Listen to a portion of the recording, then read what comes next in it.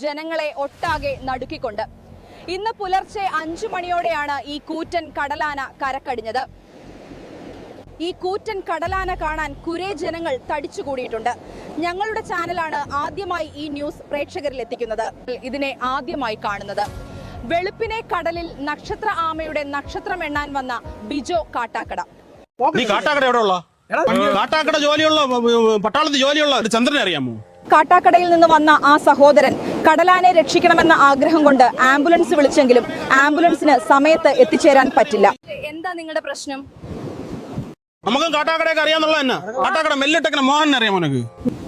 നീ കാട്ടാക്കട എവിടെയുള്ള പട്ടാളത്തിൽ ജോലി ഉണ്ടായിരുന്ന ചന്ദ്രനെ അറിയാമോ? 24 വർഷം മുന്നേ മരിച്ചു. അതാണ്. അപ്പൊ നിന്റെ അച്ഛൻ അറിയായിരിക്കും. നീ കാട്ടാക്കട എവിടെയുള്ളടേ? കാട്ടാക്കട എവിടെയുള്ളതെന്ന് കാലിന്റെ ഇടയിൽ. Where the cypress weeps, the water runs